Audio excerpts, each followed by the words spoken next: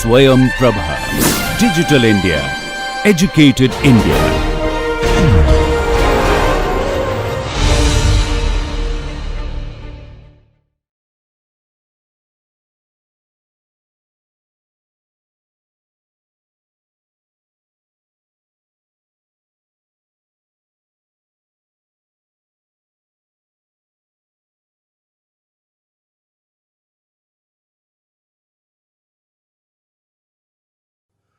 Hello and welcome to Module 5 in the series Marketing Management, a VUCA perspective. We are discussing core concepts, and I am your friend and guide on this amazing immersive journey, Siddhi Prad Bhattacharya. Now, we've been discussing cultural context and impact on consumer decision making, and we have already had one module where we've discussed a certain few aspects regarding that particular dimension. And you would recognize that once we move from awareness to interest to desire to action, a variety of things affect our entire journey. They affect the way we think about certain things, and they affect our entire purchase decision as a whole. Also, what our conditioning has been in the previous phases, it also gets manifest in our post-purchase behavior. How we like what we have taken up as a decision or how we dislike it. And in that particular context, Philip Kotler, one of the foremost minds in marketing, has said that products are created in the factory, but brands are definitely created in the mind. So at the end of the day, the marketer's tussle is not really just with any product that they want to push out in front of their willing or unwilling customers. They actually want to create an impact on their minds, an impact on their belief systems, an impact on what they will think about what the experience has been when it comes to consuming not just a product, but the brand that stands for that particular product. So with that in mind, we look at a very, very important part of the entire marketing journey, which here is purposing. Now, when we talk about purposing, what does that mean really to people? When you are in your particular day-to-day workings, at that point in time, if there is a certain direction, if there is a certain reason for all of it to exist, an objective which if you meet helps you understand that you've realized and actually finished that particular journey and come and arrived at a particular point where you were meant to reach.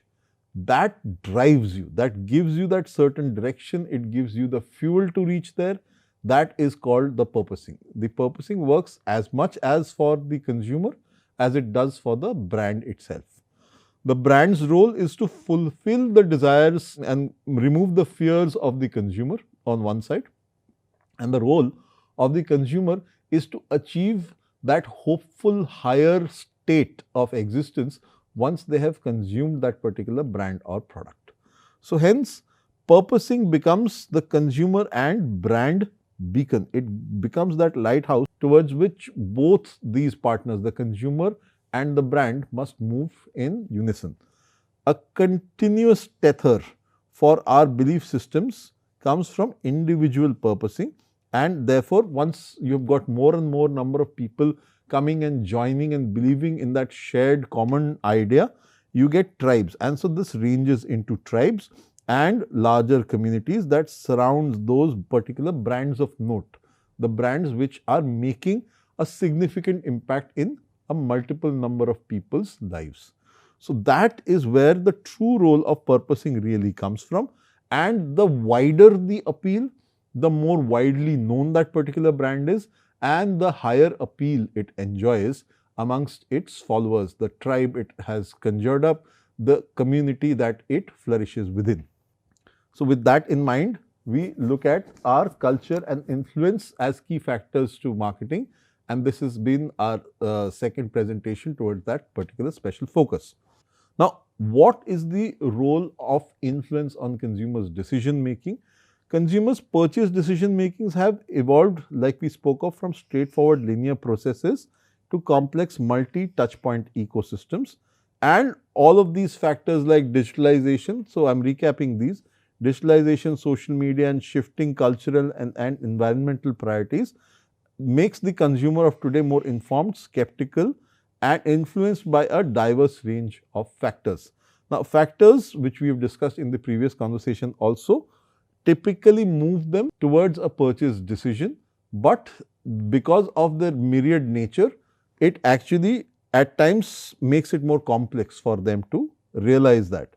And traditional advertising and celebrity endorsements have given way to omnichannel marketing, which we have discussed already. And this omnichannel strategies ensure seamless transitions between online and offline shopping experiences. So, with that in mind, we have to look at how this is playing out in the rapidly shifting landscape of marketing today and the impact on consumer behavior as we go forward. With all of these considerations kept in mind, we are today looking at newer audience types that have typically not found too much voice in previous years. They have been neglected, they have been overshadowed, they have been given a sort of a silo, they have been given stereotypes. But nowadays, their fullest exploration is happening as awareness about these areas increases and brands and marketers start taking note of these. So, there are women consumers whose roles have expanded today.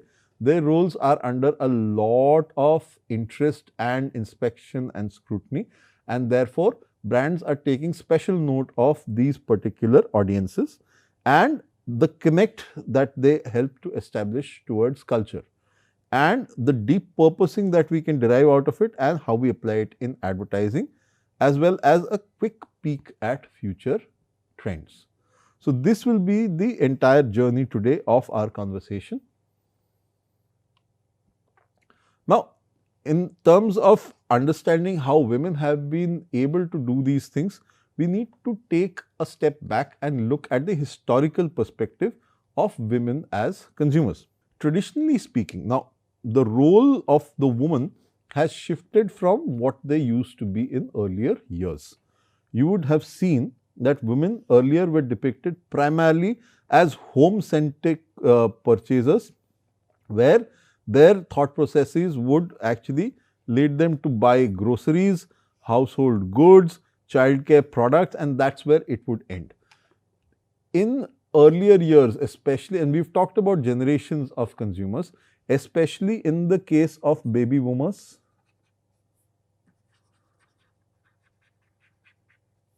Gen X and millennials, they would have either experienced this themselves or seen their parents actually exhibit these capabilities. And especially speaking of women, the role which women at that point in time played to what they are playing now has seen a vast transmutation. Now, when we look at these specific generations, we would have seen the evolution from home-centric purchasing and to something which is more independent, something which is more decisive, something which actually creates an impact in their individual lives as well as impacts that of family, then further to that of society and further to that of the nation as well. So, women's role as primary household decision makers, but with limited financial independence, is what women had. They had money which was given to them primarily because the chief wage earner or CWE used to be typically the male. So, the male used to go out, they would work, they would get their salary, that salary would come and be deposited in the house with the wife, the housewife, and she would be then in charge of taking care of the various requirements of the household from the start of the month till the end of it. And this was always curtailed by other expenses which were necessary and outlined the living and lifestyle of the family. So, these household decision makers, they had limited financial independence. They did not make too much of their own money. So, they were constantly dependent on what the chief wage earner earned and brought back home. Now, typically cultural expectations shaped their consumption patterns, and consumption was led by the kind of life people led. And the kind of life people led that point in time was typically homely, driven by aspiration to grow in family terms, leave behind a legacy for the next gen. This was typically the role of parents at that point in time, and women being nurturers were definitely looked towards to fulfill that particular segment. They were supposed to take all the money from the husband, expend it towards household requirements, ensure that their children were well groomed, they received the best education, their school needs were met, and everybody had a very, very satisfactory standard of living. So, this was constant tussle which women at that point in time were grappling with. Things have moved since then. How have they? There has been a complete rise of financial independence, and the woman has come center stage and has become one of the most prominent earning forces within the family as well today, the career oriented woman. So, more women, as you see, are in the workforce from previous generations, and therefore, they also enjoy a greater amount of financial autonomy. They are able to actually ensure how much money that the household will be getting is part of their contribution to the household, and that has actually helped shift from a necessity based to a larger aspirational and experience driven consumption pattern. Now, the aspiration earlier was to grow as a family. The legacy was to get your children to do better in life. But over and above that particular layer of basic aspirations, the newer aspirations are to experience things in life.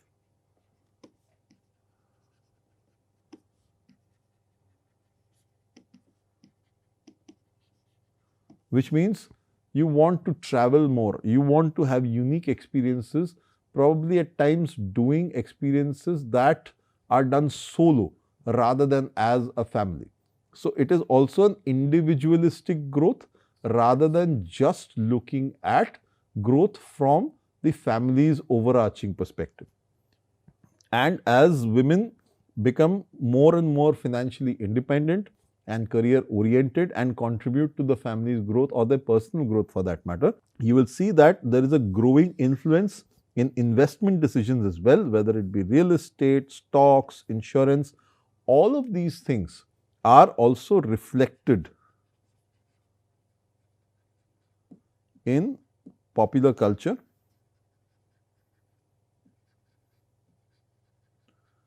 as well as marketing campaigns.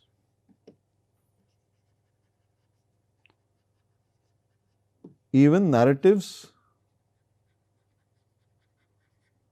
and storytelling. So, all of these aspects come into play and are reflected in the general trend of what society is expected to see and expected to work with nowadays. So, these factors come into the light and they are seen as normal. So, whatever trend has come about today, it is now started to become normalized and people expect this, and people are all right and not standing aghast when they look at something which earlier generations would have found to be very, very unlikely. Now, here you will see cultural shifts on consumer behavior taking a strong manifested stance. There is a shift from the patriarchal spending patterns to independent purchasing decisions with more empowerment on personal financial decisions.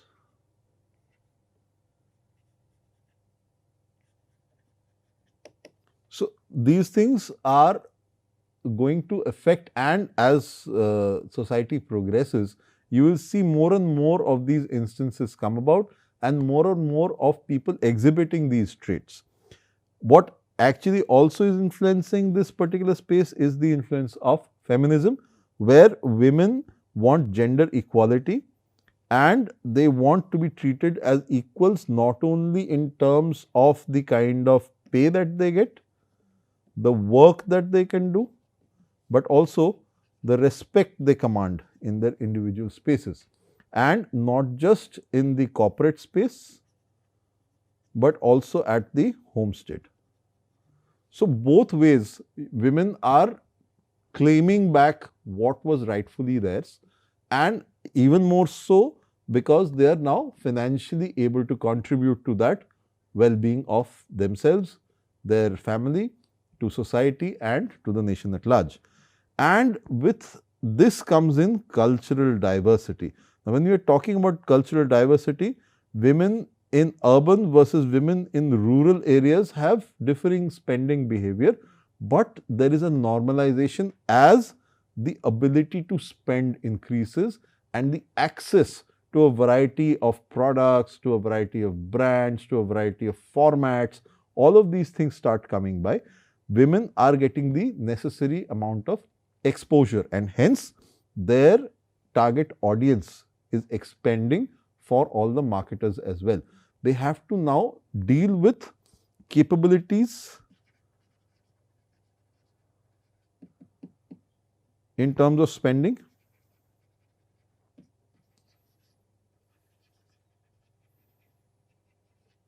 vis-a-vis the ability to culturally adapt to products, services, and even lifestyles. So, with all of these things coming into play, you will see that women are taking these conscious decisions and making more and more modern items, modern ideas, modern concepts as everyday normalized applications in their own lives and in their families' lives as well. Now, there is a big change making factor here, which is the digital revolution, and that has helped women become informed consumers, because earlier on whatever information was dished out primarily through newsprint and through television, at best through radio. But nowadays information is at the fingertips and accessible across a variety of platforms. So, which means that the more information there is, the more conversations also center around pieces of that particular information, and people, when they have conversations, they also have opinions and counter opinions. They have biases and they keep breaking and evolving biases as things progress. So, the rise of e-commerce and social media has helped create that particular touch point from where all these things are evolving. With all of these things in play, you find that women have become powerful online shoppers, because they now do not need to rely on going out and doing a lot of purchasing at a physical brick and mortar store. They can do all the kind of shopping that they need in the privacy of their homes, and they can experiment with the kind of products, formats, etc., which they want to buy, and that necessarily keeps them away from prying eyes from society as well, and has enabled them and empowered them to take those particular decisions as well. Again, there are digital communities, influencers, and a lot of user generated content which is pushing this consumption pattern as well. Digital communities allow them access to come together with like-minded souls, explore the possibilities that a particular product or format offers them, and influencers tell them as to how they have found a certain piece which is of benefit for them. Also, at the same point in time, they exhibit what happens as a result of having invested in that particular product or service. And users who have experienced this put out their testimonials and tell of what they experienced after having bought into a certain product or service, giving strength or taking away from it when it comes to aiding that particular consumer decision, especially for women. Now, personalized offerings and convenience driven shopping trends are also pushing the ability for women to partake very, very wholeheartedly into the entire consumeristic society that we are moving towards, and where they can explore what they wish and individually also take decisions on whatever they want to purchase.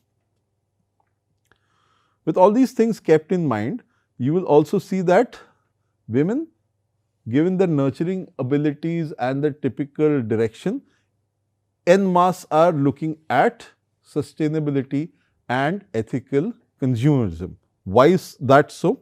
Because they are leading the charge in eco-friendly, sustainable buying choices. Women are, by rote programming, they are nurturers.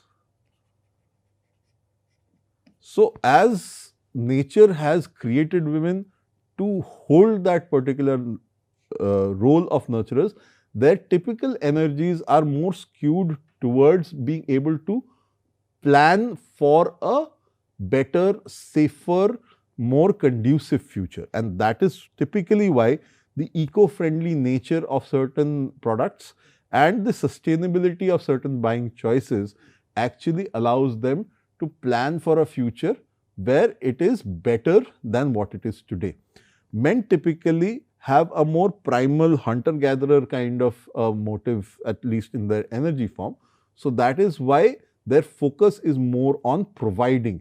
They get a large stack and then the family has to be provided for by the nurturing care of the woman. So, this is natural programming. It does not shift away too much, but the roles have also now become a little blurry. At times you will find house husbands who do the heavy lifting at the home while the corporate woman is going out there and making the money. But given the fact that the nature of the energies in which these people focus, they have to look at those particular aspects and ensure that the provision is done and the distribution also happens equally well. So, here women typically, and in the larger number, they prefer organic, cruelty free and fair trade products, and they are the ones who are pushing these as the new normal and allowing society to also absorb these things and manifest them as a regular purchase behavior. The role of cultural narratives around the environmental responsibility is also something which women take up in a bigger way. Why so? Again, naturally women are better at communication. So, women are more expressive, they are better able to construct thought and are able to express it in a defined way, and that typically helps them state the case better and hold a particular logical conversation in a more constructive and result oriented manner, and that helps them get that communication piece out there, also ensures that they are able to derive a certain narrative around it and add to the sensitivity which they then pass on to the next generation as well, primarily from their role as nurturers.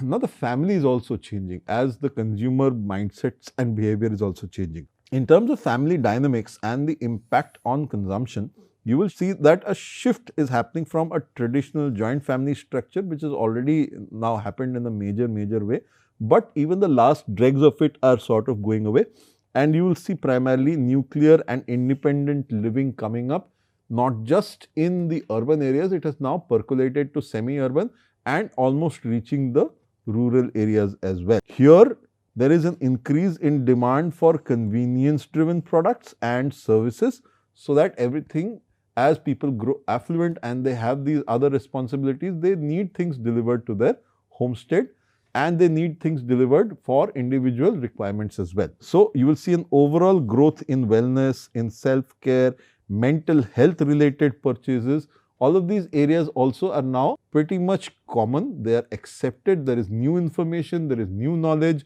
People have renewed acceptance and normalization of these things, so that people are okay to talk about it. People are okay to put items up there which they feel will solve their problems and get into a mode where they take up those particular responsibilities and resolve them. And this happens through informed consumer decisions.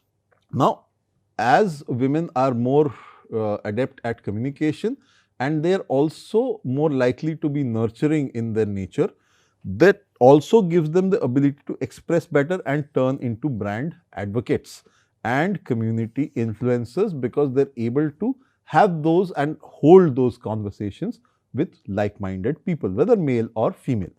Now, women shaping the brand perception is something which is catching up in a big way, and through their reviews and recommendations, they are holding that particular conversation very, very strongly.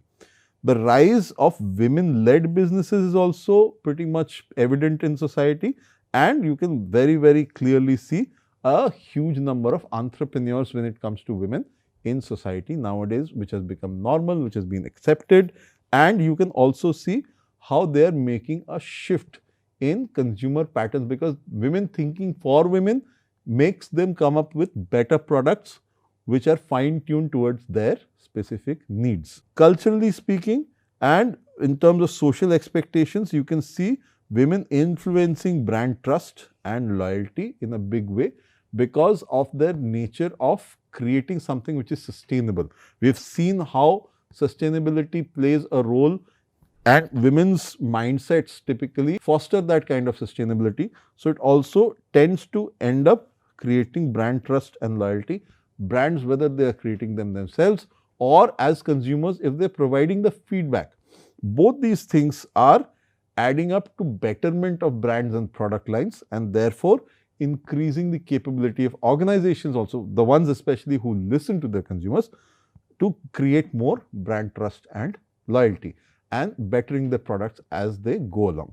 So, that is the role of the woman in both entrepreneurial segments, in terms of being a money and wage earner, and also in terms of being a consumer and providing feedback for the overarching upliftment of consumeristic societies. Now, this typically leads them to create an environment which is holistic and community led, and it has got that nurturing instinct at its core. In fact, like we spoke of in the previous module, communication also, marketing communication, advertising, etc., has also taken a shift from how it used to be very martial and militaristic after World War II, during David Ogilvy's heydays, to today's consumer, conversational, community-led, very feminine approach to marketing and communications, which also is very evident in the societal changes that we are seeing today as well. So, in terms of women consumers, what do we see coming up next? Because these things impact decision making for consumers as well as for the brands that serve these consumers.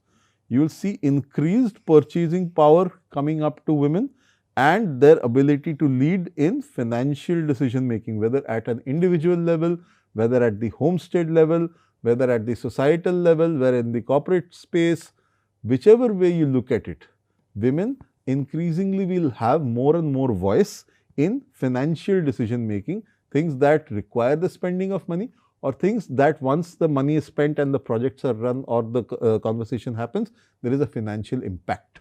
So, both going out and coming in money conversations have more and more roles for women to play out in. And here you will see intersection of culture, technology and sustainability in shaping the consumption patterns of today and tomorrow. And therefore, the role of brands in addressing that particular gender need, which is now open and normalized, and adding more inclusivity in its brand narrative, helps brands to connect very, very easily with a larger swath of audience members. and therefore it gives people a reflection of the shifts in society. At the same point in time, it allows for more and more participation coming in from various audiences which were hitherto untapped. So, you increase the space in which you can play as a brand. So, both things considered, you will now see a shift in the power of culture and how it shapes the consumer behavior of tomorrow. Earlier on, culture, and we have been discussing culture over these past two modules. Culture in marketing is extremely important as a subject or a sub-subject to understand for marketers. Why? Because culture is complex. Culture is an intermesh of a variety of textures. It has to come from belief systems, it has to look at consumer values, it has to respect the kind of traditions that people follow, and at all the same time it has to carefully keep itself on the right side of social norms.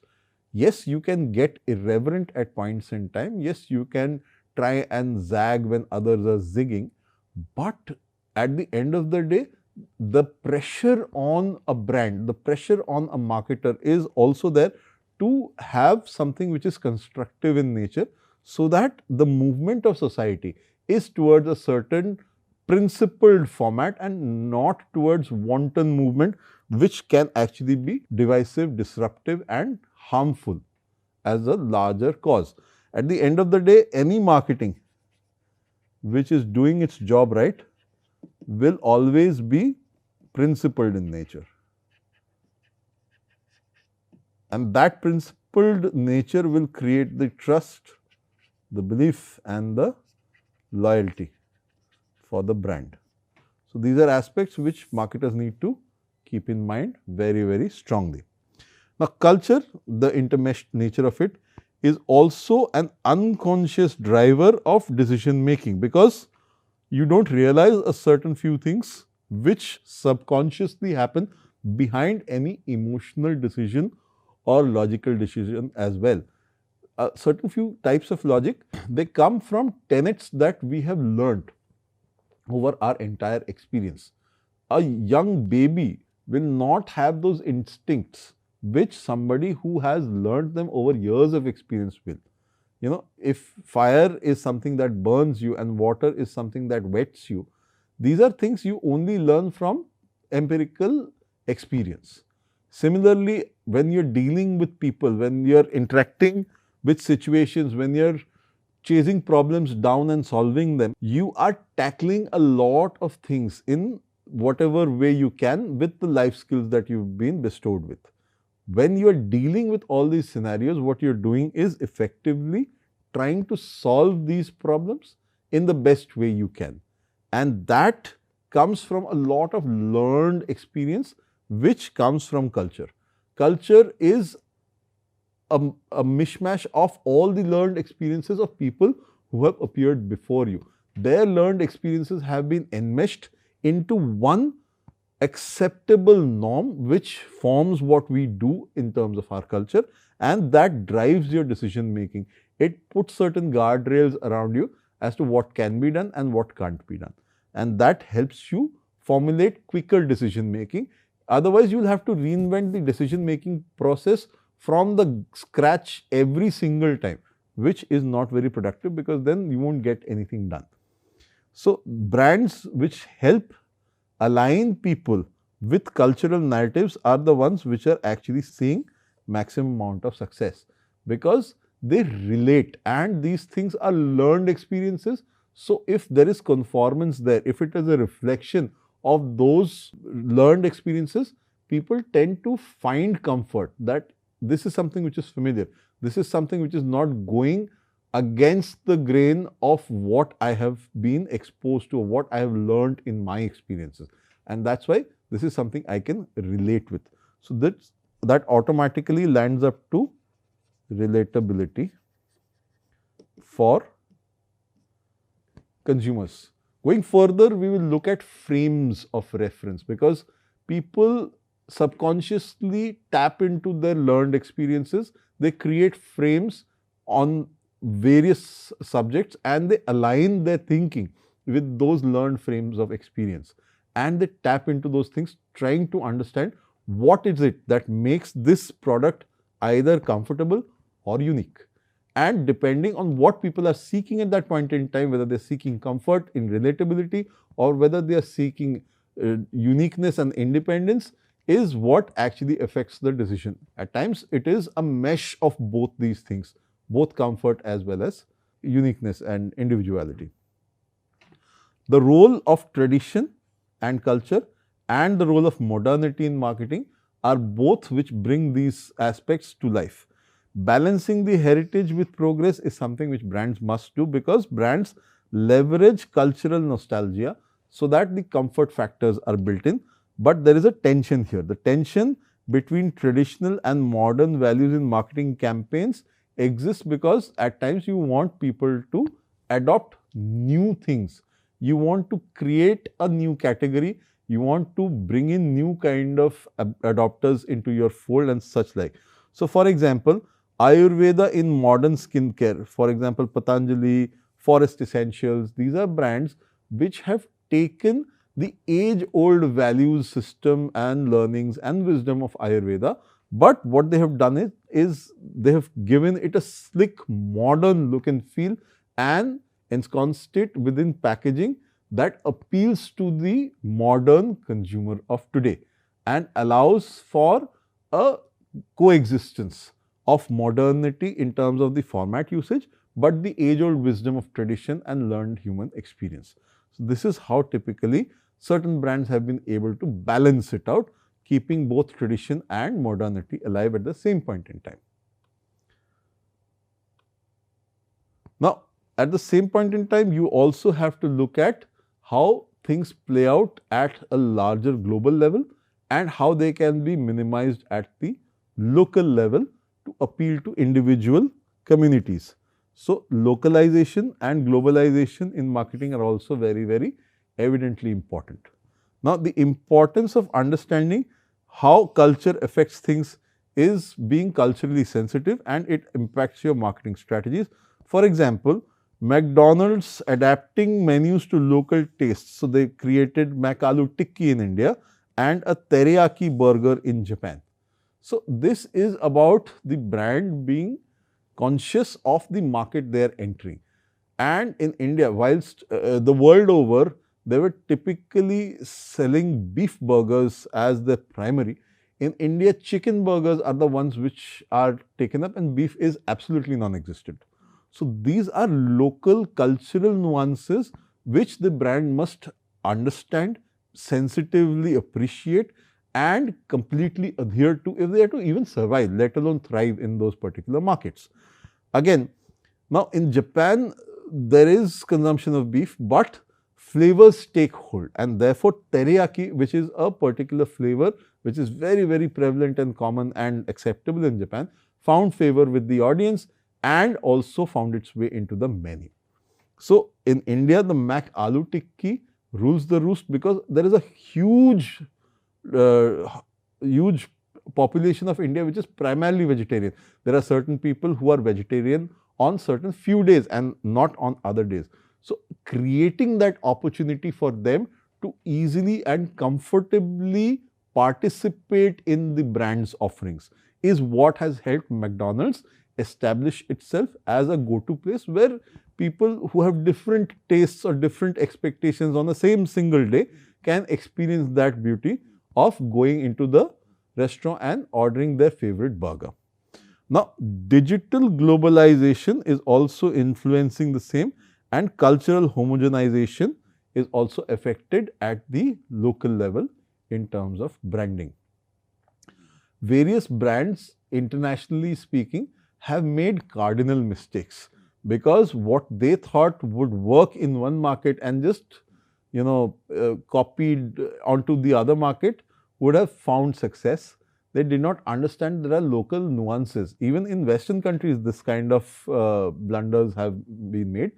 Electrolux as a brand, for example, were very, very capable in the European markets and they sold vacuum cleaners as well. They entered the American market and they put up a campaign which had the copy in the heading saying, nothing sucks like Electrolux. Now, in the American market, yes, they were sucking things up, dirt, grime and what have you, like a vacuum cleaner should. But the word sucks in the American parlance was slang for not performing or completely wasteful. So that aspect, once misunderstood or completely neglected or not being sensitive towards by the marketer, caused huge disarray for Electrolux, and their washing machines, although found favor, their vacuum cleaners never found that kind of niche, whilst in Europe they were doing excellently well. So in America, they were not able to reach even close to any sort of pedigree just because of an initial downfall. And that was also caused by not understanding local nuance of culture very well. These are caveats that brands must adhere to and must look at when they are trying to formulate their strategies for growth, including newer audiences and such like. So these are considerations brands must always keep in front and center of their expansion plans. Now, there is a lot of cultural symbolism in advertising and messaging, because without saying much, symbols typically establish a lot of things. Symbols can manifest in icons, in the settings of places, in the garb that people are wearing, in the way a place is decked up, the colors used, the motifs that are used as part of design in terms of packaging, the fabric, the materials. A lot of spaces can be taken up because of cultural symbolism. And there is a role for a variety of expression points. So, you will see language, festivals, rituals, everything in brand storytelling which takes up a cultural nuance and utilizes it to connect with the audience. There is a very clear emotional appeal here, and using shared cultural experiences, you create deep connections because it is easy. You pack a large amount of experience by just giving it a cultural flavor. Diwali, Holi, Christmas, Eid, a variety of emotions run in the minds of people when they experience these shared rituals in their lives, depending on which community they come from. The moment you create the nuance of that particular shared environment, you are tapping into the audience's genetic memory pool and helping them understand from a shared collective memory what the experience stands for in their own lives, and therefore helps them instantly connect with the kind of promise that the brand brings to the core. You will see examples of culturally resilient campaigns. Coca-Cola has done a tremendous amount of Diwali ads, which are very unique. They aren't done the world over, but in India they are massive. And Dove's Real Beauty campaign again is an example, because Dove very consciously decided not to use glam models in their communications, but instead focus on women with real skin problems, the way they would have laugh lines and curves and crow's feet and flecks and even freckles on their skin. They connected that with the expectation of real consumers and built that bridge so that consumers felt like these are people who are from amongst us, and if Dove is best for them, it's best suited for us as well. That is the trust, the belief, the journey that Dove traveled with its consumers. So these are parts of how you create that cocoon of believability around the audience, and you also at the same point in time ensure that you are maintaining the ethics of cultural representation. You are true to your word, you do not overstep the boundaries, you are respectful. And here you do not appropriate others' culture, but you appreciate their culture in turn. You do not try and say that Coca-Cola, an American brand, knows how to do Diwali to Indians. Instead, you tell Indians that in all of your festivities, we are one minuscule but important and very joyous part of your enjoyment of that particular festival. And that is how you blend in without having to try too hard. And there are risks of stereotyping which you should avoid. We've seen how women's roles have shifted. So putting a woman up as just the homemaker today is a complete kamikaze act for any brand.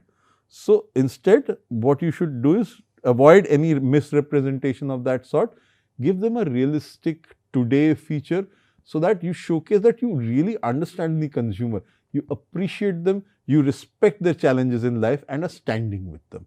These are aspects that marketers need to understand today, so that at every point in time they've got their ear to the ground. They know what the exact changes are that are happening at the groundswell level. You have got examples of such successful campaigns like Levi's got its circles, which celebrated diversity. People exist in circles. They have their personal circle, they have their friend circle, they have the larger social circle, and then they have a huge public circle. Similarly, people with different needs may have different kind of circles. People from different orientations, whether it be sexual, whether it be mental, they have different expectations from society and want to get included or want to stay aloof as well. So, you have to allow for that intermingling of societal aspects. You have to allow for people to be their own person whilst feeling comfortable in a pair of jeans as they go out and meet others.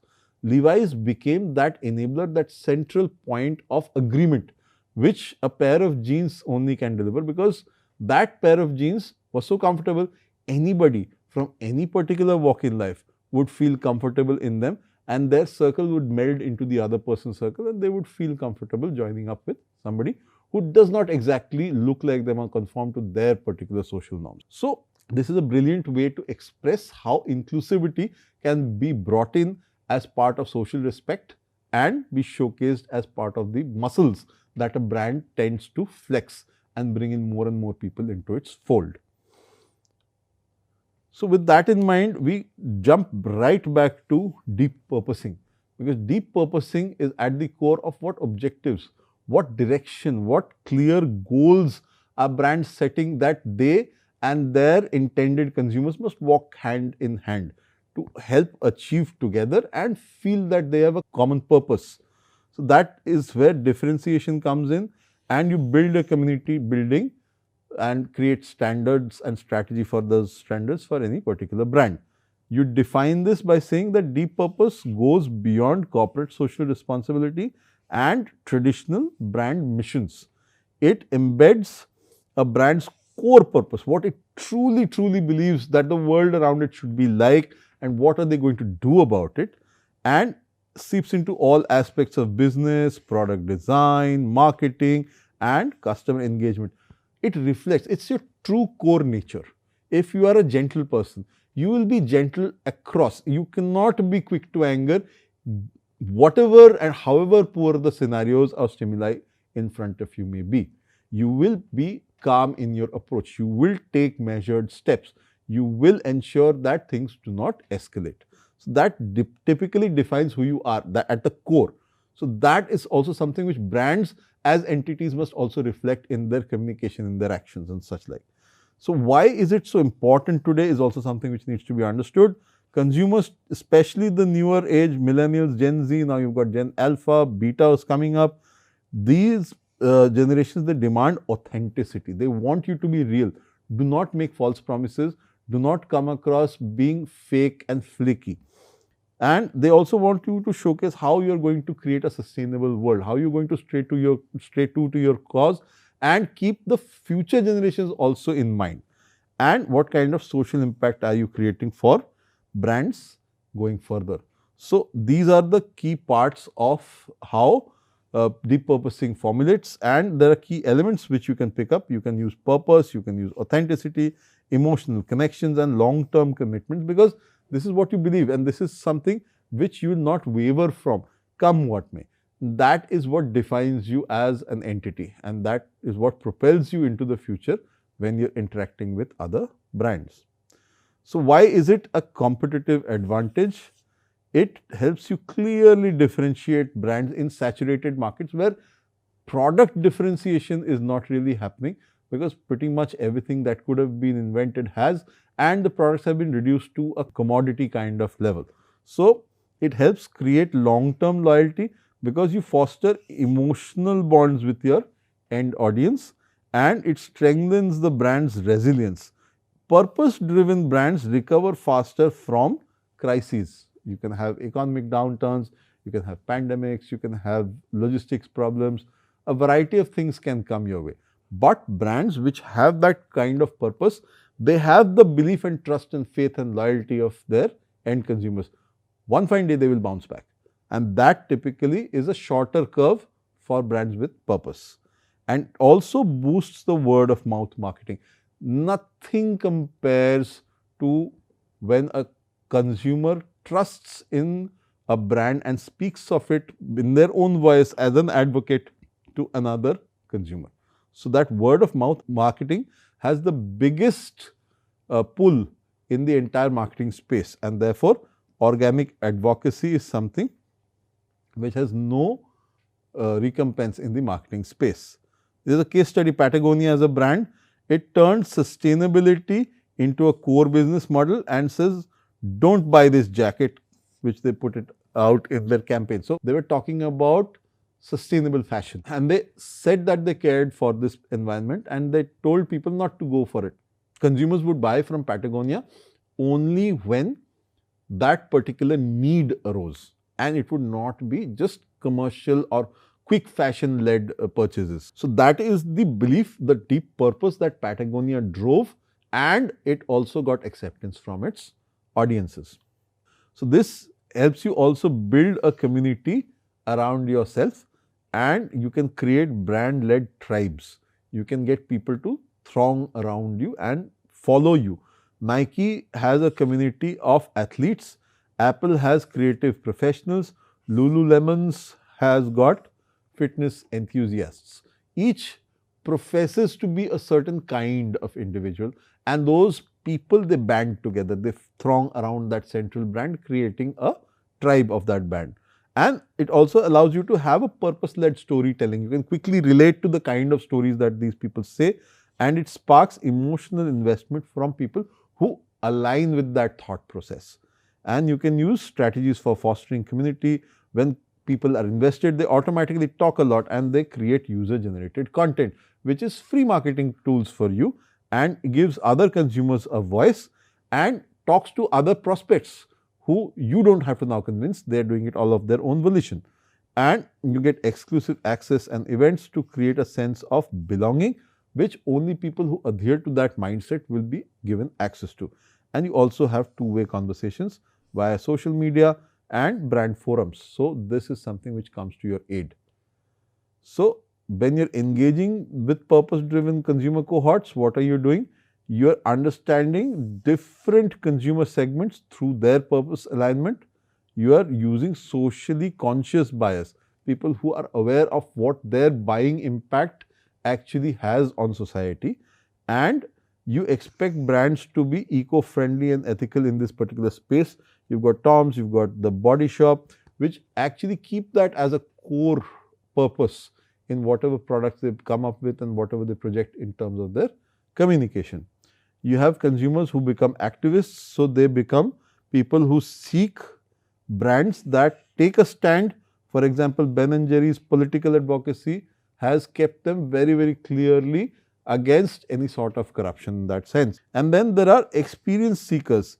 You engage with brands that offer immersive, meaningful experiences. For example, Airbnb's sustainable tourism. So, you don't go and spend too much on outside luxuries, but you explore new places, you satisfy your wanderlust, but do it in a sustainable way through Airbnb. You customize your engagement and you tailor campaigns based on each cohort's expectations. So, once you understand each cohort and the way they appeal to certain things, you can create customized experiences for each, making them adhere to the brand even more.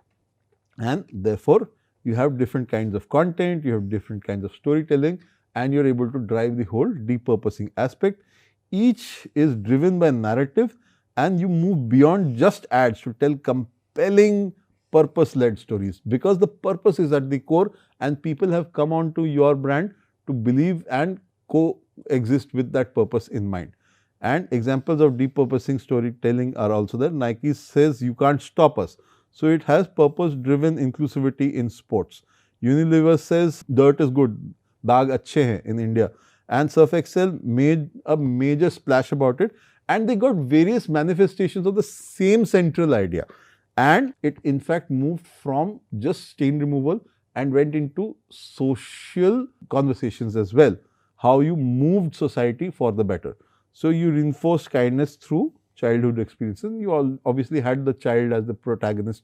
The child's lensing and the cleanliness in the child's eyes reflected the values of the brand. And you leveraged multiple platforms. You had long form content, podcasts, documentaries, brand led movements. You did a lot of stuff. Tata did Jago Raid, got into that political space. So you can have the extension to that particular piece of conversation once you have a purpose in mind. So you can use social media, whatever is available, Insta, LinkedIn, TikTok, and you can create interactive purpose-aligned storytelling. You can have brand activations and experiences which are immersive. You can have loyalty programs for doing things with a purpose and reward the consumers who showcase that they are actually doing this for meaningful actions. You reward them for recycling, volunteering, etc. and you co-create with them as well. The experience is something which also gives them the idea to shape their role in the brand narrative. For example, Lego has an ideas platform where they craft things out of Lego.